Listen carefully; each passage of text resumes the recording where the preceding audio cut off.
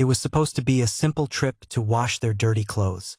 Gumball and Darwin arrived at the Elmore coin laundromat when their home washing machine broke down. But from the moment they put their clothes in the machines, something felt wrong.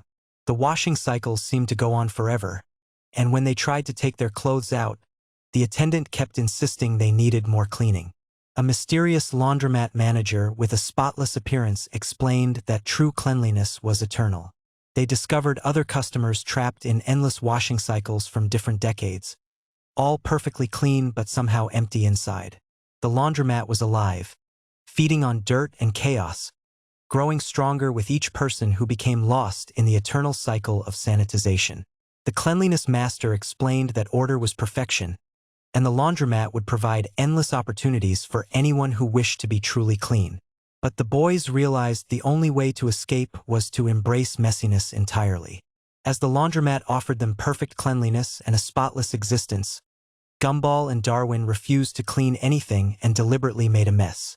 Slowly, the supernatural hold began to weaken, and they led the other customers toward messiness and freedom. They escaped back to the normal world, but they could never look at cleanliness the same way again. Behind them, the laundromat waited patiently for new customers, ready to wash away everything that made them unique. It was supposed to be a quick trip to the electronics store on the top floor of Elmore Shopping Center. Gumball and Darwin stepped into the elevator and pressed the button for floor 12. But as the elevator climbed, they noticed something strange. The floors kept going up past 12, past 20, past numbers that shouldn't exist. Other passengers in the elevator looked confused and tired, claiming they'd been riding for hours trying to reach floors that never seemed to come. The elevator operator, a figure with a mechanical smile and empty eyes, kept announcing floors that made no sense. They discovered passengers from different decades, all trying to reach destinations they could barely remember. Through the glass walls, they glimpsed an infinite elevator shaft stretching endlessly up and down. The elevator was alive, feeding on their sense of purpose and direction. The elevator operator explained that all journeys must have destinations, and the elevator would provide eternal travel to anywhere they wished to go. But the boys realized the only way to escape was to stop choosing destinations entirely. As the elevator offered them every floor they could imagine, Gumball and Darwin refused to press any buttons.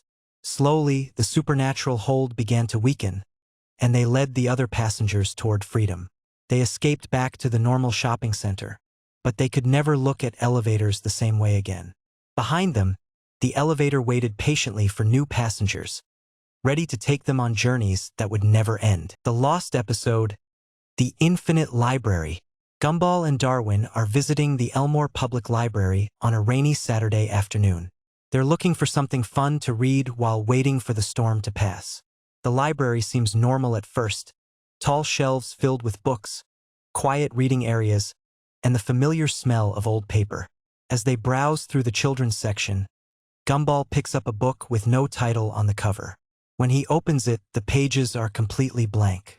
Darwin suggests they find something else, but Gumball is curious about the mysterious book.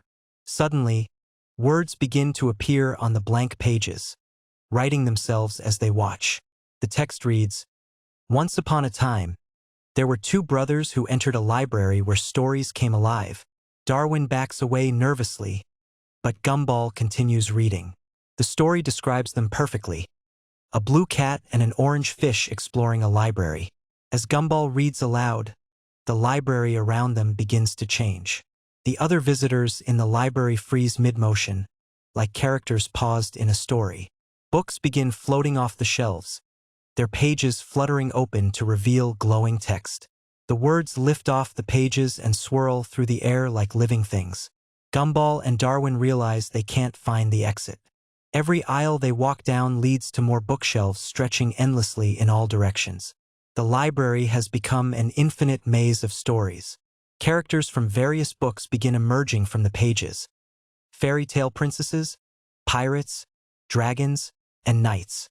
But they're all wrong somehow. The princess has too many teeth, the pirates have hollow eye sockets, and the dragons breathe words instead of fire. A librarian appears, but she's made entirely of text words flowing across her skin like living tattoos. She speaks in a voice that sounds like pages turning, Welcome to the Infinite Library. Here, every story is real, and every reader becomes part of the collection. The text librarian explains that they've entered a place where all stories exist simultaneously. Readers who stay too long become characters themselves, trapped forever in an endless narrative loop. Gumball and Darwin try to run, but the books follow them.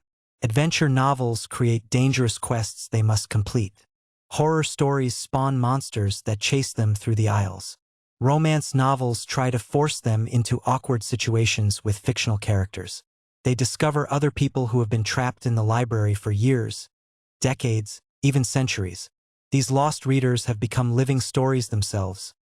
A man who can only speak in rhyme because he read too much poetry. A woman who ages backwards because she got stuck in a time travel novel. The only way to escape, they learn, is to write their own ending in the blank book that started it all. But every time they try to write the end, the library creates new plot twists to keep the story going. Gumball realizes that the library feeds on the lost episode of The Amazing World of Gumball that never aired. It started on what seemed like an ordinary Tuesday at Elmore Junior High.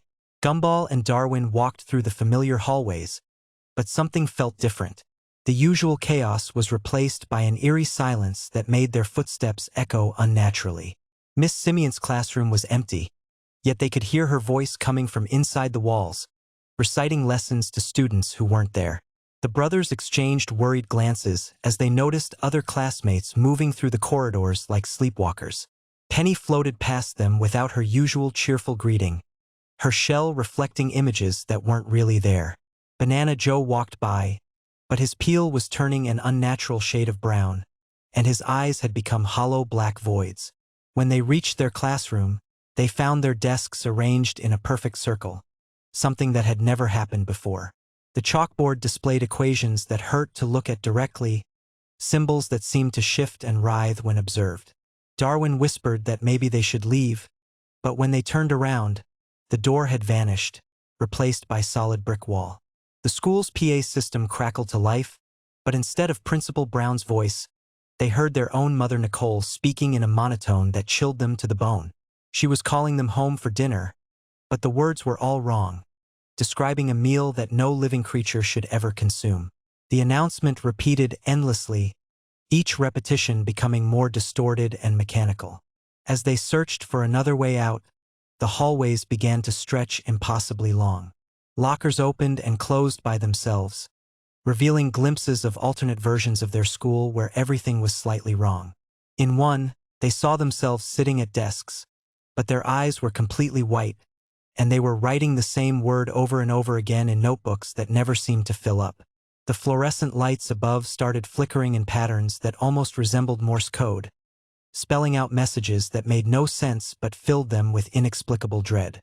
Other students began appearing in doorways, but they stood perfectly still, watching Gumball and Darwin with expressions that were too wide, too knowing, too empty of the spark that made them who they were. Time seemed to move differently in this version of their school. They walked for what felt like hours, but the clocks on the walls all showed the same time, frozen at exactly 3:33. The temperature dropped noticeably with each step they took, and their breath began to form visible clouds in the increasingly cold air. Finally, they found themselves back in the main hallway where they had started. But now it was completely dark except for a single spotlight illuminating a figure standing at the far end. It looked like their father Richard, but he was standing upright with perfect posture, something he had never done in his entire life. When he turned to face them, his usual goofy smile had been replaced by an expression of absolute seriousness that was somehow more terrifying than any monster they had ever encountered. The figure that looked like Richard began walking toward them with measured, deliberate steps that echoed through the empty school. With each step, the walls around them began to shift and change, revealing glimpses of their house, but wrong in ways that made their hearts race. The living room where they had spent countless happy hours was now filled with furniture that faced the wrong directions. Family photos where everyone's faces had been replaced by blank spaces, and a television that showed only static but somehow seemed to be watching them back. As the Richard figure drew closer, they realized that the lost episode 5, the library. It was a rainy Saturday afternoon when Gumball and Darwin decided to visit the Elmore Public Library to work on their school project about local history. The old brick building had always seemed welcoming, with its tall windows and ivy-covered walls. But today, something felt different from the moment they stepped through the heavy wooden doors. The library was unusually quiet, even for a library. The usual sounds of pages turning, keyboards clicking, and whispered conversations were completely absent. The only sound was the soft patter of rain against the windows and the occasional creak of old wooden shelves. Mrs. Henderson, the elderly librarian, was nowhere to be seen at the front desk. Her reading glasses lay abandoned next to an open book, as if she had simply vanished mid-sentence. The checkout computer screen flickered with an error message that read, "Overdue. Return immediately." Gumball and Darwin made their way to the history section, their footsteps echoing unnaturally loud in the empty space. The shelves stretched impossibly high, much higher than they remembered, disappearing into shadows above. Books lined every inch of the towering shelves, but something was wrong with them. As they got closer, they noticed that many of the books had no titles on their spines. Others had titles that seemed to shift and change when they weren't looking directly at them. The History of Tomorrow read one spine, which became The Future of Yesterday when Darwin blinked. They pulled a book from the shelf titled The Chronicles of Elmore, hoping it would help with their project. But when Gumball opened it, the pages were completely blank. He flipped through page after page of nothing but white paper, until suddenly, words began to appear on the page as if written by an invisible hand. "Welcome to the Eternal Library." The words wrote themselves, "where all stories come to rest, and all readers become part of the collection." Darwin grabbed another book, this one titled The Amazing World of Gumball, Season 1. Inside, they found detailed descriptions of their own lives, their own adventures, written as if they were fictional characters. But the stories were wrong, twisted versions of their memories with dark endings they didn't remember living. The lights in the library began to dim, one section at a time, starting from the far end and moving toward them like a wave of darkness.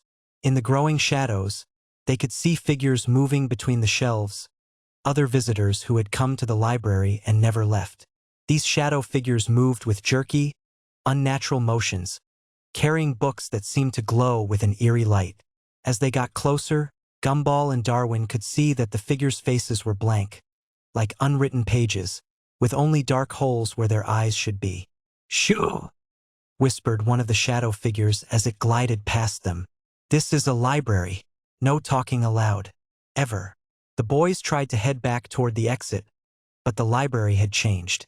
The aisles between the shelves now formed a maze, with passages that led to dead ends or circled back on themselves. The exit door was nowhere to be found, replaced by more and more shelves filled with impossible books. They passed a section labeled Unfinished Stories, where books lay open with pages that turned themselves, trying to complete narratives that had no endings.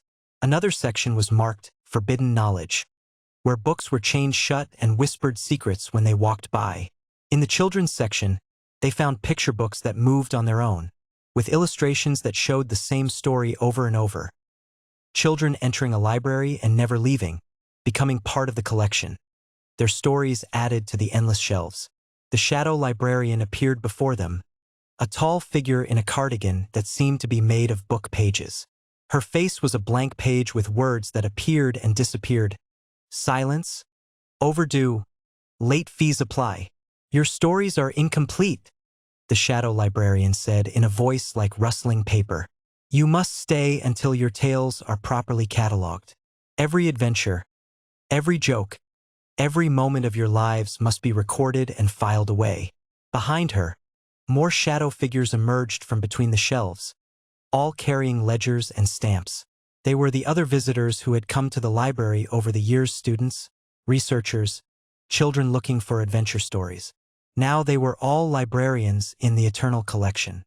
The shelves began to close in around them, books flying off the shelves and opening themselves, trying to capture their words, their thoughts, their very essence to add to the library's collection.